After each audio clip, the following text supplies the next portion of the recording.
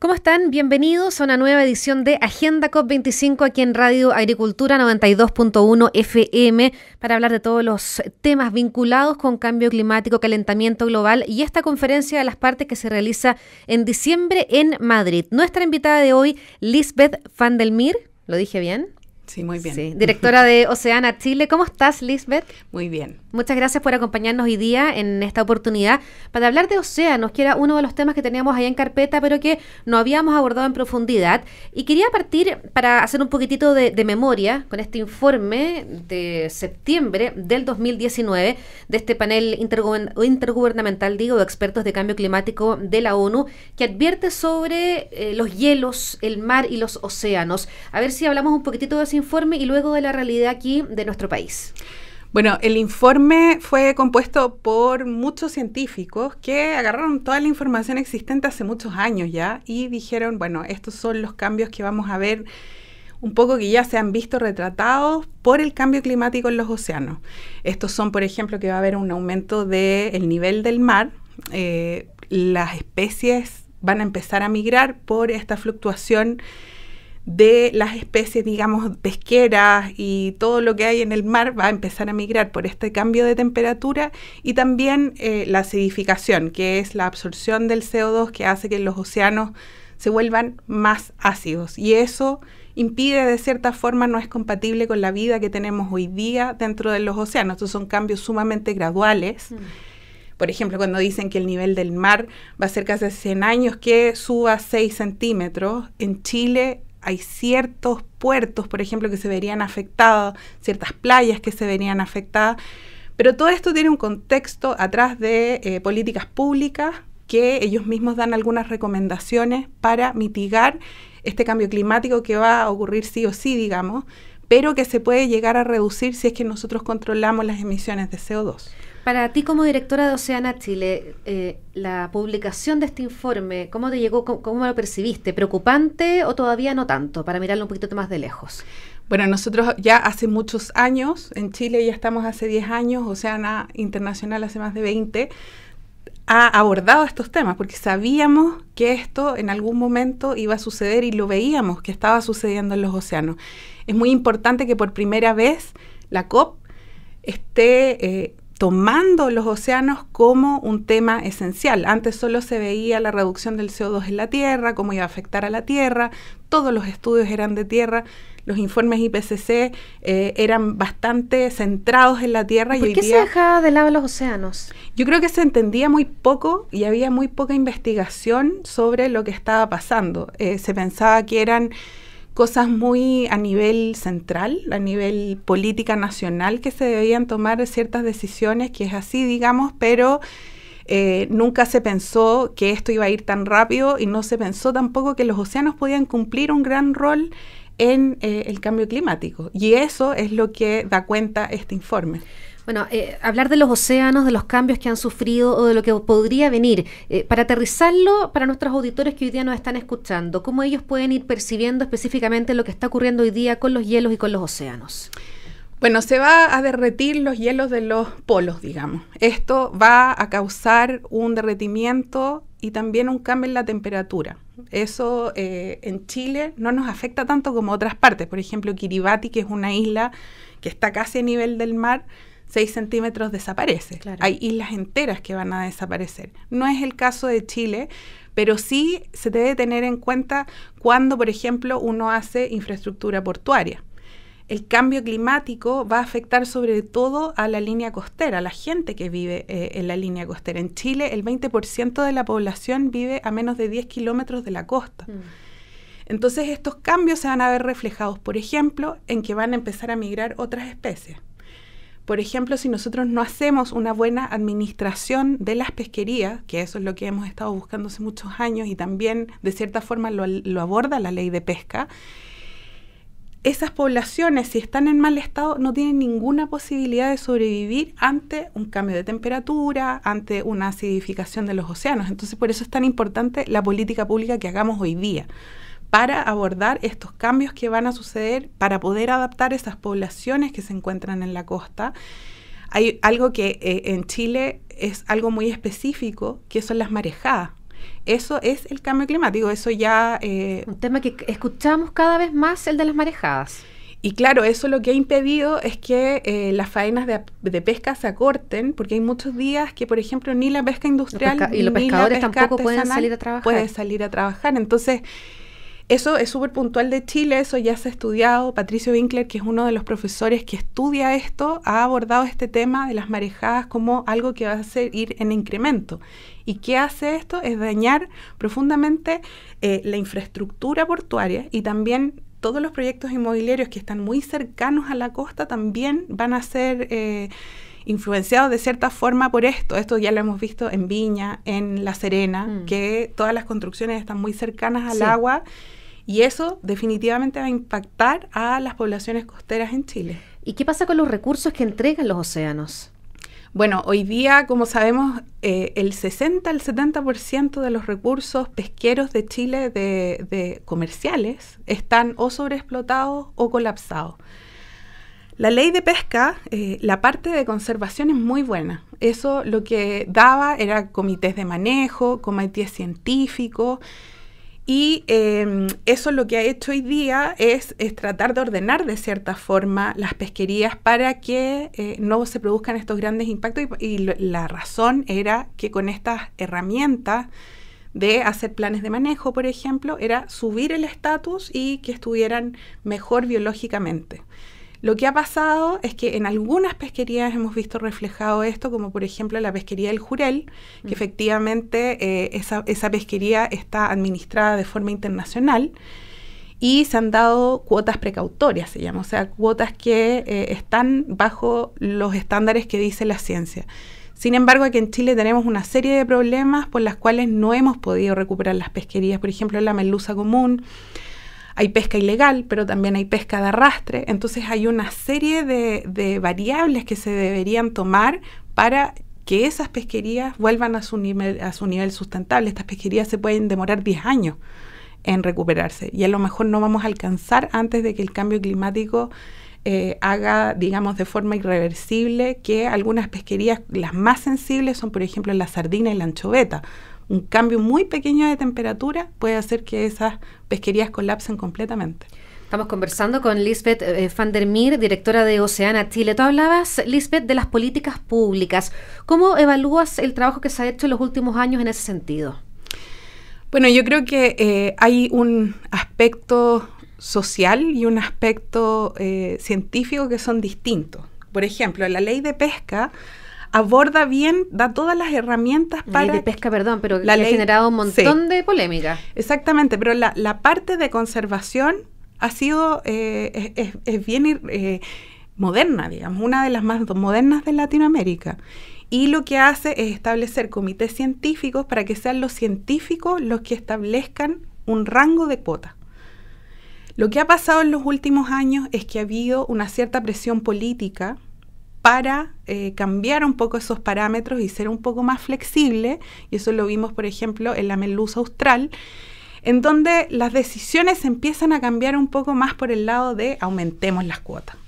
Y no es el principio precautorio que teníamos desde el principio. Entonces, eso ha llevado un poco a flexibilizar esa ley, porque entendemos de que también hay un aspecto social. Los pescadores exigen más cuotas, pero si no hay más pescados en el mar, es muy difícil que te den más. Pero hay quienes dicen que sí, que hay más pescados en el mar. Entonces, claro, se arma ahí las dos visiones. Y claro, por eso es tan importante que siempre sea la ciencia la que hable. Y después, bueno, los tomadores de decisiones tendrán que acatar lo que dicen los científicos. Ellos siempre dicen que ellos ven más peces, pero como se distribuyen los peces es bien particular, porque nosotros no vemos los peces. Entonces, a veces en ciertos lugares hay más abundancia, que no es lo mismo que tener peces más grandes y menos que tener muchos peces chicos. Entonces, al final, en toneladas, tú puedes decir que hay lo mismo, que hay muchos peces, porque está lleno de peces chicos.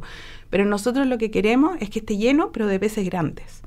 Entonces, eso es lo que puede dictar la ciencia. ¿Qué es lo que hay hoy día y cuánto se puede pescar? Y por eso es tan importante que la ciencia sea completamente independiente y que, bueno, después las políticas públicas, digamos, se guíen por un rango, ¿cierto?, de cuotas que se están dictando. Perfecto, vamos a nuestra primera pausa aquí en Agenda COP25, saludando a INACAP, que te invita a ser parte del cambio que el planeta necesita. Únete a esta causa en la página web www.inacap.cl/la huella del futuro y deja una huella positiva para las futuras generaciones. Un corte y volvemos.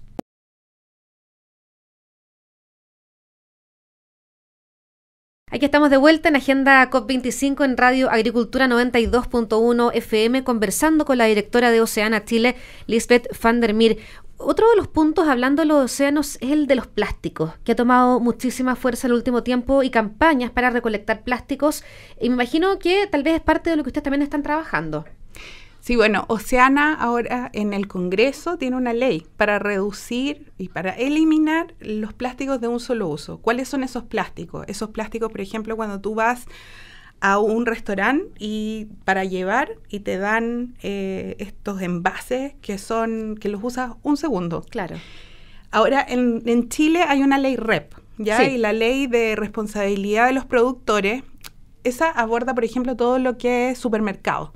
Pero los restaurantes y de comida rápida, donde uno se sienta, esas no tienen ninguna regulación sobre los plásticos. Y es por eso que nosotros decidimos abordar la regulación de los plásticos desde ese punto de vista, que todos los plásticos de un solo uso, donde se estén vendiendo un restaurante, ellos tengan que tener la opción de que tú te sientes y que tenga el plato de cerámica, los tenedores y también después para llevar.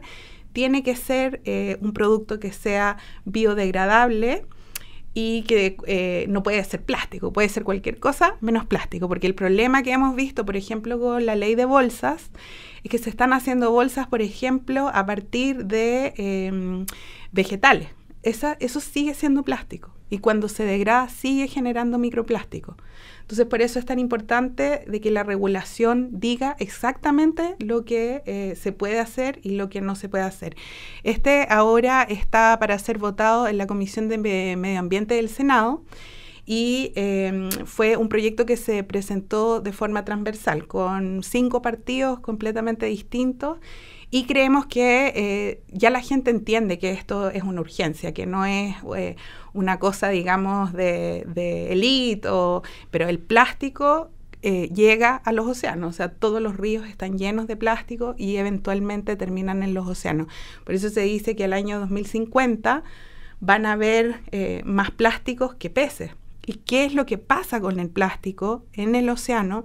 Es que muchos de los ballenas, de los delfines, de las tortugas, lo asimilan a comida. Entonces, como no hay comida, ellos empiezan a acumular esto y también en los peces esto se ha visto que ellos acumulan esto dentro de su misma carne. Entonces, por ejemplo, nosotros hemos ido a expediciones al fin de la Patagonia, donde no hay absolutamente nada y los langostinos tienen en su contenido intestinal plástico. Ahora hay que decirlo, todo lo que nosotros comemos tiene plástico, también los tairines tienen plástico. Entonces, pero el mayor problema es que hoy día se está afectando la fauna marina por culpa de los plásticos. ¿Eran ustedes o formaban parte de estas mesas de trabajo que estaba organizando la COP aquí en Chile? Bueno, nosotros no fuimos parte de eso. Está WWF, Terram, Flavia Liberona también lideraba, eran la mesa central de la COP. Hay que entender que la COP, nosotros nunca hemos participado como Oceana en la COP porque nunca había océanos, y Oceana se dedica estrictamente a los océanos. Nosotros hemos sido parte de la formulación de grandes parques marinos y también áreas marinas de múltiples usos en Chile que han sido... fue la comunidad la que quería esto y era para manejar sus recursos. Fue el caso de Juan Fernández, sí. Fue el caso de Tortel, Desventuradas, el Moto Motiro Jiva. Todas esas áreas fueron gestionadas desde Oceana, pero para apoyar la comunidad y bueno, los gobiernos al final tenemos un montón de áreas protegidas, entonces nosotros participamos mucho en otras conferencias que son Our Oceans, otras que están dirigidas al océano y nos pilló un poco de sorpresa esto que ahora la COP iba a ser de océano. Sí, y en esa línea, ¿cuáles son las otras campañas en las cuales ustedes están hoy día trabajando? A ver si nos pueden contar. Bueno, nosotros tenemos 3 grandes paraguas de campañas. Una es la protección de hábitat. ahí, bueno, ya terminamos Juan Fernández, pero hay que hacer los planes de administración. Entonces nosotros estamos apoyando al gobierno para encontrar mecanismos de financiamiento, porque estas áreas es caro financiar. No es difícil encontrarlos también. Claro, y no es solo hacer áreas. O sea, esto es, tiene que haber una institucionalidad que finalmente apoye la gestión de estas áreas. Hay que pensar que hoy día el 44% de nuestra zona exclusiva económica está protegida, y cómo vamos a protegerla a futuro, eso es algo que estamos trabajando.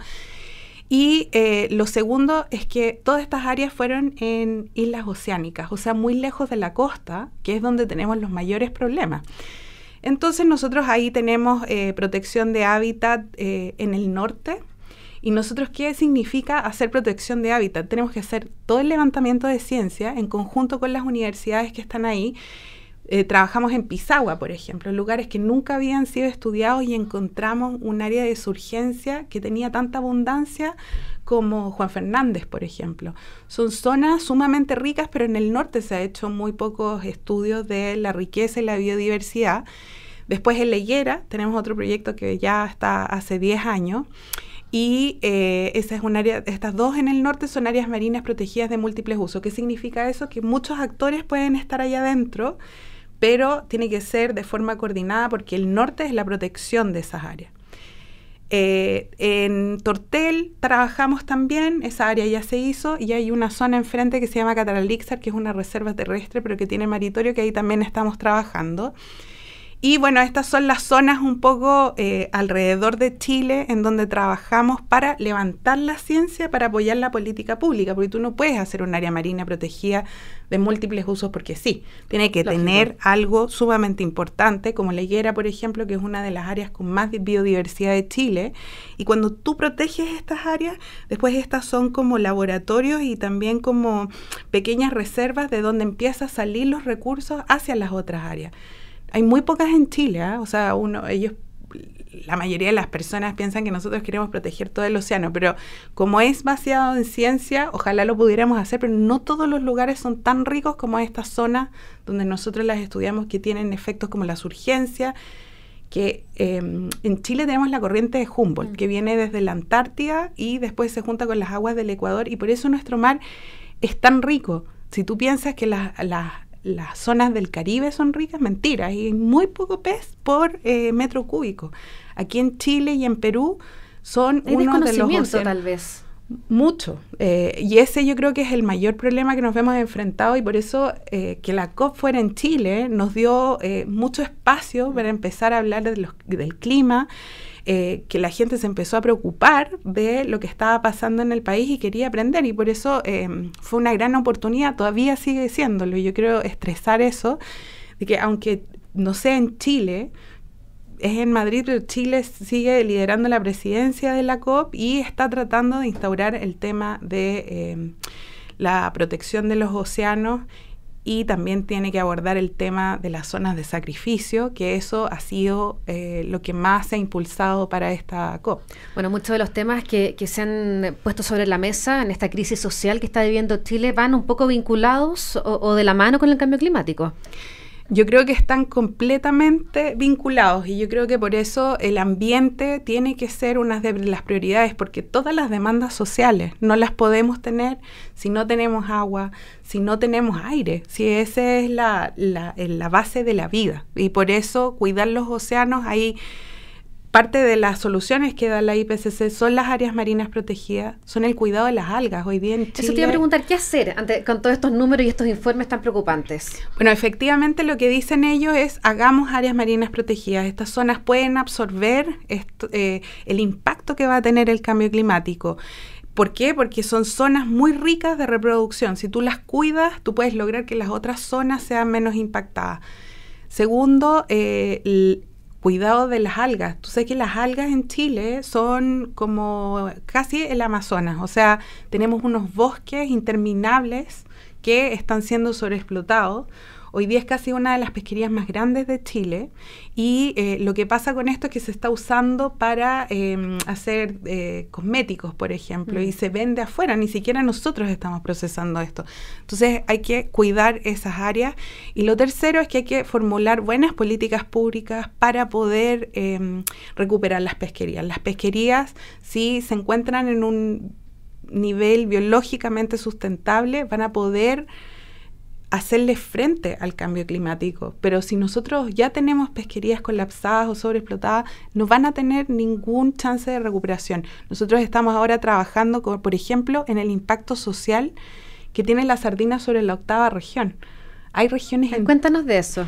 Hay regiones enteras que viven de la pesquería en Chile. O sea, la extracción de sardina, de jurel, en la 8ª región, es el motor económico de esas regiones. Entonces, si tú las pierdes, la pérdida económica que vamos a tener es mucho más grande de lo que se piensa, porque mucha gente va a caer en extrema pobreza, porque esas regiones están sustentadas por eso. Entonces, claro, en Santiago a lo mejor es distinto, pero hay regiones que dependen de la pesca. Estamos hablando, totalmente, por ejemplo, de la Higuera, de la 8ª región, el norte, con la anchoveta. Entonces, si no cuidamos esos recursos, por eso te digo que está todo completamente vinculado a las crisis sociales. No queremos que siga empeorando los estatus, porque necesitamos de estos recursos no solo para alimentar el mundo, sino también como un desarrollo económico importante de Chile. Y en el tema de la educación, en los colegios, en las universidades, ¿sientes que es una materia que está sobre la mesa más que antes?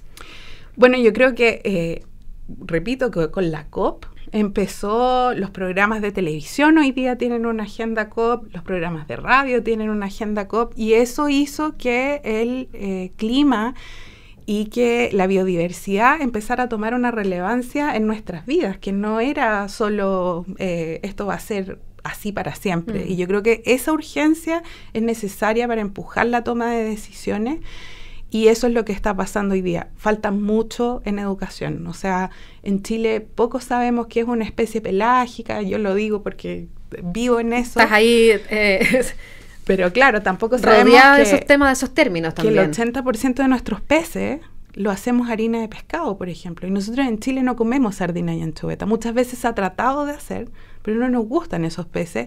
Y lo que no se sabe es que tienen mucho más valor nutricional que, por ejemplo, un salmón, que, por ejemplo, una tilapia. La gente no sabe que va al supermercado y está comprando tilapia, que es un pez que se cultiva en acuicultura en otros países y les dan larvas de mosca. Nadie sabe eso. Entonces, yo creo que esa cultura es la que necesitamos tener para poder tomar una decisión cuando vamos al supermercado a comprar un pescado, por ejemplo. Sí, te escuchaba, y también lo otro, que muchas personas pueden pensar, va a venir esto del cambio climático, pero es algo que ya está, que ya llegó. Exactamente, desde las primeras marejadas que vimos en el mundo, la acidificación, la pérdida de espacio, todo eso lo hemos visto cómo ha impactado directamente a Chile. ¿Sí? Al fondo la gente, las grandes sequías que hemos tenido en Chile, lamentablemente ya está. Entonces, ¿qué podemos hacer nosotros para recuperar esto? Bueno, desde los océanos, esas eran las 3 recomendaciones que daba el IPCC: hagamos áreas marinas protegidas, cuidemos las algas y manejemos bien las pesquerías. Perfecto, Lisbeth, te damos las gracias por acompañarnos aquí en Agenda COP25. Muchas gracias a ti. La directora de Oceana Chile, analizando y conversando sobre los océanos y este informe del IPCC. A todos ustedes, gracias por acompañarnos. Les recuerdo que pueden volver a escuchar las entrevistas en nuestra página web, Radio Agricultura, y nos encontramos en una próxima edición. Chao, chao.